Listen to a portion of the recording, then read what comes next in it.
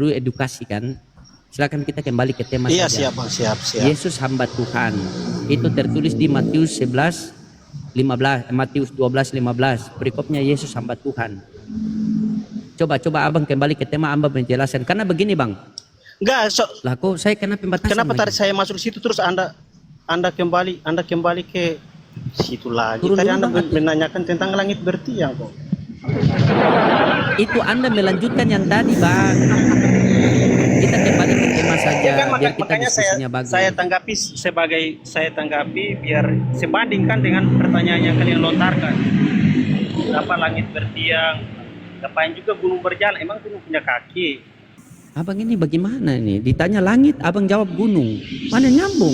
Tadi kan Abang kan punya pertanyaan tadi yang saya dengar itu Kan di Bibel Abang, di mana gunung-gunung langit lompat bang. bertiang? Di Bibel Abang, gunung itu melompat-lompat bang. Dalam Bible itu ada sejarah, ada metafora, ada puisi. Tolong pahami konsep Bible. Ke judul aja, ke tema aja. Iya. Oke, sekarang kita lompat ke tema lagi. Oke, silakan Bang Laca. Kita kembali ke tema Bang Laca. Oke Bang, aku Sabar. saya turun aja dah soalnya terpikirnya tentang itu langit bertiang, makanya saya naik biar Iya, sabar dulu Bang. Abang juga orang tanya langit, abang jawab gunung. Orang Ya, tanya kan, manusia, abang jawab kan Tuhan. abang kan bertanya Ini kan kita bingung nanti. bertiang. Iya, coba kita kembali ke tema dengan Laca. Silakan Bang Laca tanggapi tema Yesus hamba Tuhan. Silakan. Ya benar, kalau bagi keyakinan saya itu Yesus betul hamba Tuhan. Lalu masalahnya Berarti di mana? bukan Tuhan. Oh, itu salah lagi. Ini lebih salah lagi kalau abang jelaskan. Coba silakan jelaskan. Oke, terima kasih. Itu Ya, kita memiliki konsep Trinitas. Konsep Ya, silakan. Trinitas ini jadi waktu Yesus berdoa kepada Tuhan ketika Yesus berada di bumi, artinya ada Tuhan di surga. Ketika Yesus naik dari bumi, pergi ke surga, Yesus meninggalkan Roh Kudus. Artinya ada 3 dalam satu kesatuan. Satu kesatuan ketuhanan yang ada di situ. Mungkin begitu dulu, silakan ditanggapi. Ya, itu yang ngajarin siapa Bang bisa ngomong kayak gitu? Yang jelas bukan Anda. Kenapa tanya? Saya sudah bilang saya punya agama Kristen. Bapak tanya Yaudah, begitu maksudnya? Kalau menurut murid-murid Yesus gimana Bang? Menurut mereka juga sama. Kenapa? Oke, coba.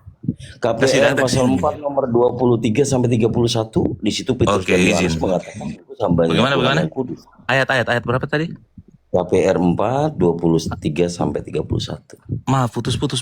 Berapa? Satu perikop nggak tanggung-tanggung tuh. Apa itu? Itu Ayatnya. Petrus dan Yohanes yang ngomong. Iya, Petrus bilang apa di ayat mana? Iya, ayatnya. Ulang. KPR Kisah Para Rasul pasal 4 nomor 20. Kisah Para Rasul. Kisah Para Rasul pasal 4 nomor 23 sampai 31. Ayat 23 sampai 31. Kau baca, kau terangkan sama kami. Jadi kamu mengikuti mereka atau orang lain yang kau ikuti, silakan. Kisah Para Rasul 4 ayat 23 dengan perikop 2 jemaat. Betul kah? Iya. Nah, sekarang gue lihat bagaimana macam apa yang perlu dijelaskan di sini sampai ayat 31 dan ketika ada yang punya masalah dengan ayat Baca saja. Kau baca saja di situ murid Yesus yang namanya Petrus sama Yohanes kayak gimana? yang melawan Yesus sama yang kudus. Sesungguhnya telah berkumpul dalam kota ini harus melawan Yesus hambamu yang kudus. Ya, ayat mana yang bermasalah? Ayat mana yang bermasalah? Potong begitu. Jangan begitu. Ayat Menista mana ya. yang bermasalah? Saya tidak menista agama saya, Pak. Yang mana yang Baca salah? saja satu perikop itu doa jemaat. Udah saya baca. Terus yang mana yang salah? Yang mana yang... Saya kan bilang bahwa Yesus itu adalah hamba Allah ketika dia ada di bumi. Yang Tuhan di situ pencipta yang menjadikan langit dan bumi siapa? Yesus atau bukan? Oh, itu pertanyaan menarik. Karena ada kata kita di sana. Pada mulanya, marilah kita menciptakan langit dan bumi. Baca di situ, Jonge. Di situ mana? Sudah saya baca. Anda hanya terkesan pengen terlihat pintar, padahal tidak bisa menunjukkan mana substansi dari masalah yang kita ada bicara sekarang. Saya sudah baca, saya bukan anak ya. Ketika teman-teman mereka mendengar hal itu, berserulah mereka bersama-sama kepada Allah. Ya Izin, Tuhan, ayat berapa? Engkaulah Ayat yang berapa ini? 24. Oke. Ya Tuhan, Engkaulah yang menjadikan langit bumi dan segala isinya, dan oleh Roh Kudus dengan pertanyaan hamba-Mu Daud Bapa kami. Ya, mengapa rusuh ya? Lihat ayat 25-nya. Oke. Ayat 27-nya. Sebab sesungguhnya telah berkumpul dalam kota ini Herodes dan Pontius Pilatus beserta bangsa-bangsa dan suku-suku bangsa Israel melawan Yesus hamba-Mu yang kudus yang Engkau urapi. Baik, masalahnya di mana? Masalahnya begini, kita udah tahu nih itu perkataan Petrus dan Yohanes menyatakan bahwa Yesus hamba Tuhan yang kudus dan yang diurapi Tuhan. Kalau kau tadi bilang Yesus Tuhan, dari siapa kau diajari? Dari Petrus dan Yohanes juga, mereka juga bilang Tuhan, Yesus itu Tuhan. Di mana?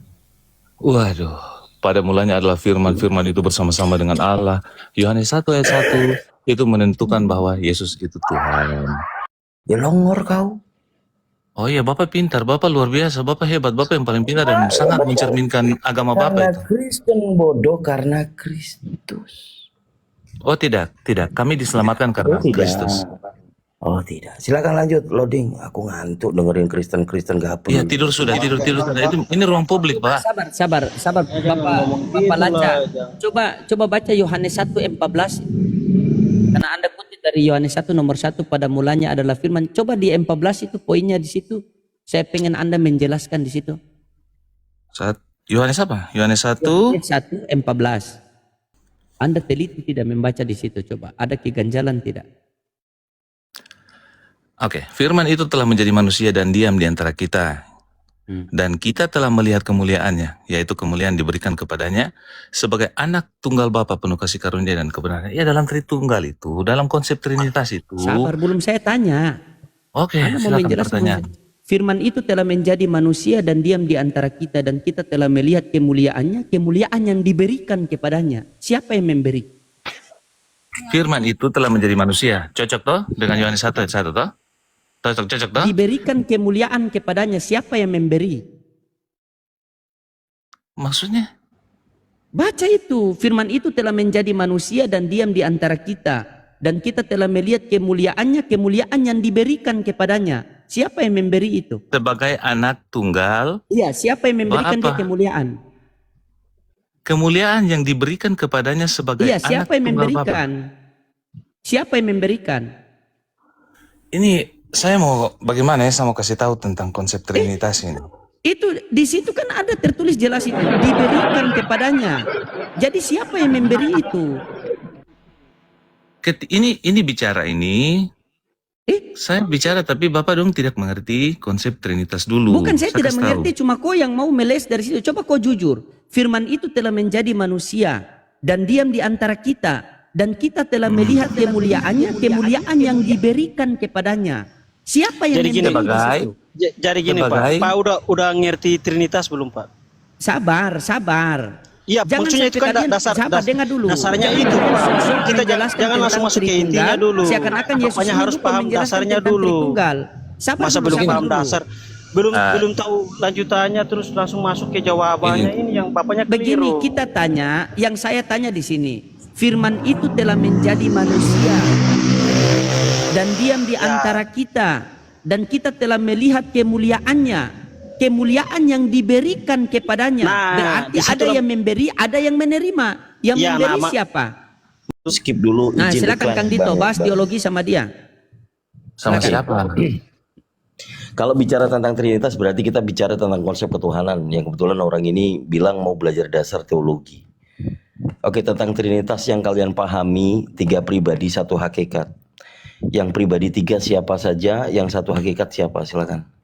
Siapa saja Pak, Bang. Kalau macam abang kata siapa saja itu berarti itu udah lebih daripada 1 Bang. Nah, katanya 3 pribadi 1 hakikat itu Trinitas, lu goblok sekali nih orang. Yang 1 lah. Nah, kalau 3 pribadinya siapa? 3. Iya abang ini nggak paham lah. Bapa, Putra, Roh Kudus. Ini tak ajarin nih. Bapa sang sumber ini untuk yang subordinat, yaitu iman Katolik. Bapa itu sang sumber, Putra itu Yesus, Roh Kudus itu adalah rohnya Bapa. Ketiganya adalah 1, yaitu Tuhan. Kok malah kayak saya ngajarin kau jadinya. Kok mau bahas? Jadi gini, dasar? Pak. Kau nggak tahu apa-apa. Jadi menurut Abang, suara Abang, firman itu kan suara yang menjadi manusia. Apakah suara Abang menjadi manusia itu gimana jelasannya sih? Jangan ke sana dulu, nanti kau bingung. Gini aja loh. 3 pribadi itu siapa saja? 3 pribadi itu Allah itu Betul. menjadi manusia dengan firman-Nya menjadi manusia. Waalaikumsalam. Bapa, Putra, Roh Kudus, betul? 3 pribadi Ya, kan ini? betul. Oke, Putra ini Yesus bukan? Ya, Putra itu Yesus. Oke, waktu Putra Putra ini siapa? menjadi manusia, waktu Putra menjadi manusia, manusia ini masuk dalam ketiga pribadi juga atau bukan? Apa tadi? Makanya kau simak baik-baik. 3 pribadi ini kan Bapa, Yesus, Roh Kudus.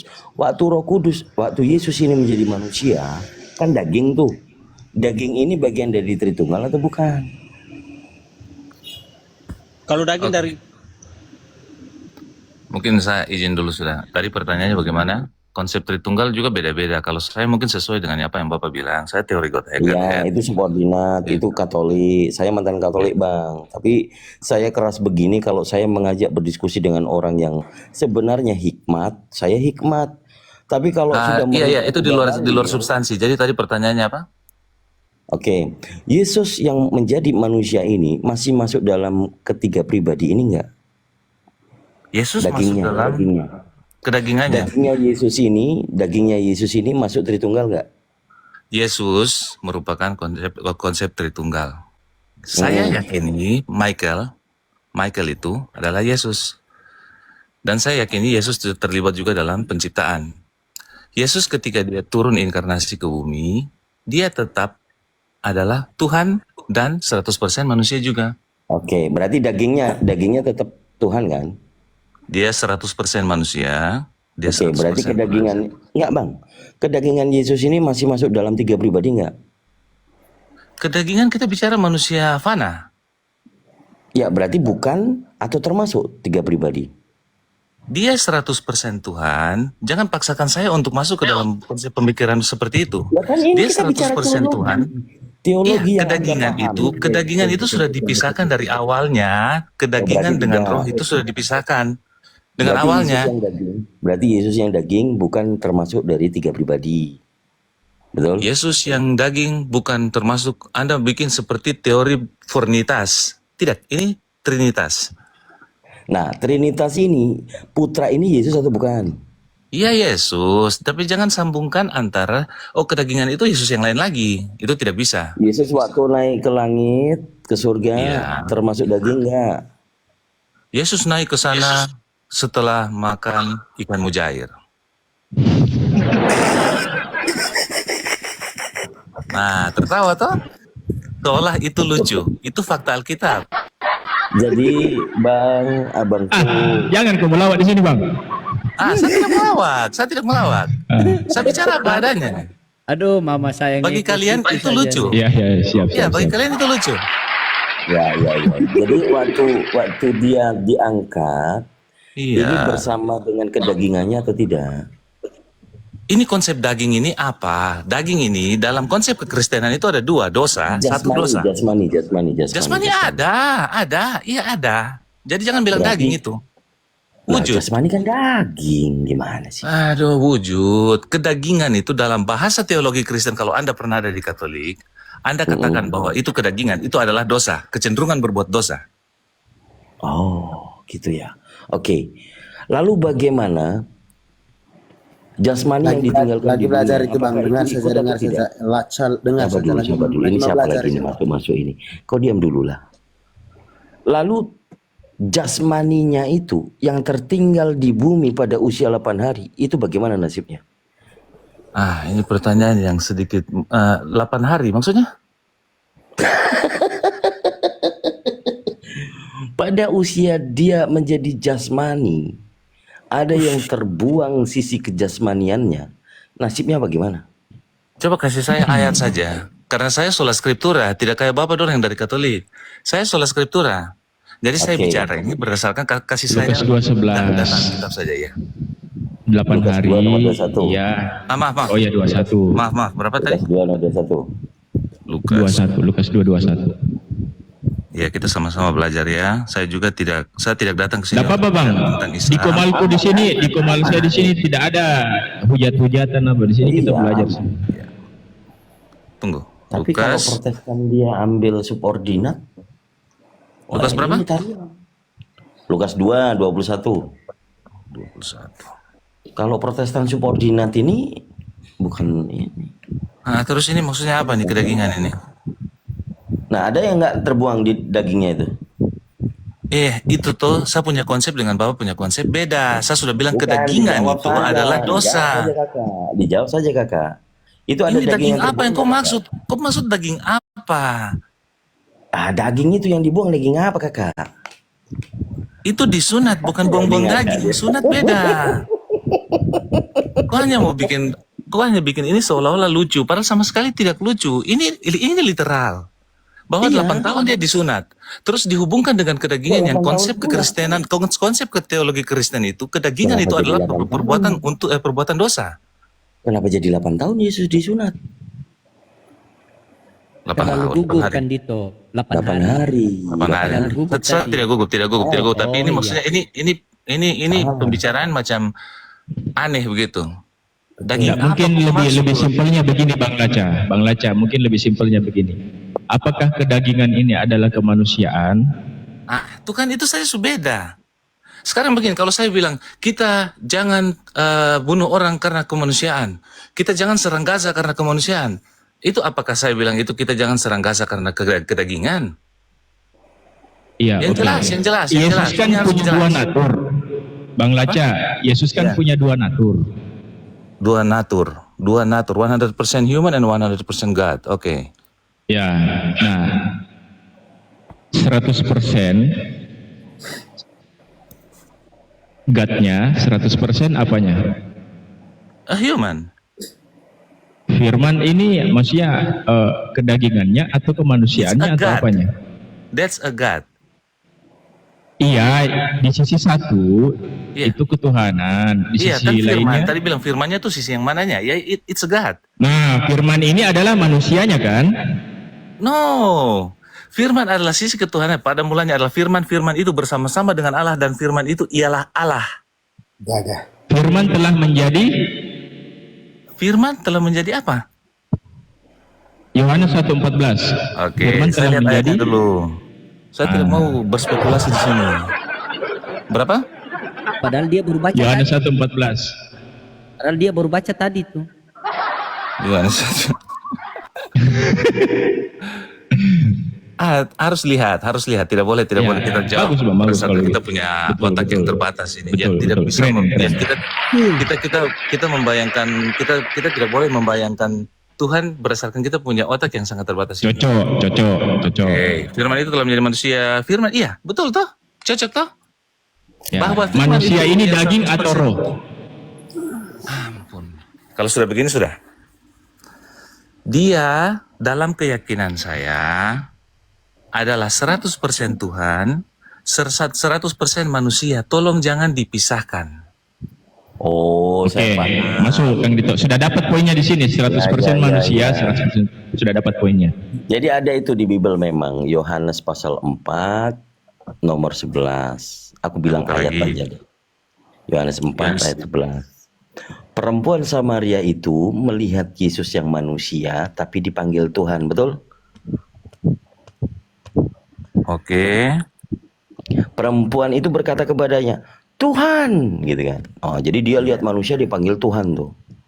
Isinya, engkau tidak punya timba, engkau nggak punya ember. Tuhan butuh ember. Tuhan yang Anda punya maksudnya Tuhan sulap ember ada begitu. Bukan. Menciptakan Itu ember. perempuan kan? Samaria. Itu kakak Samaria toh. Mm-mm. Dia berkata, Tuhan, engkau tidak punya ember. Terus? Apakah keyakinan saudara sama dengan perempuan Samaria itu? Melihat Yesus manusia, dia panggil Tuhan. Pertanyaan dulu. Tuhan itu guru. Ini Yohanes ini ditulis mungkin. Guru sih. Gimana sih? Ntar dulu dijawab Iya. dulu. Ini perempuan Samaria ini menurut Anda salah atau betul? Apa yang Anda Dia mau lihat kejar dari sini? Apa yang Anda mau Dia- kejar bahwa Tuhan itu apa yang Anda mau kejar bahwa yang saya Tuhan mau itu kejar tidak mampu adalah menciptakan ember. penjelasan Duinatur. Yang saya kejar adalah Apa dia penjelasan kejar itu Duinatur. perempuan Samaria itu gadis atau janda?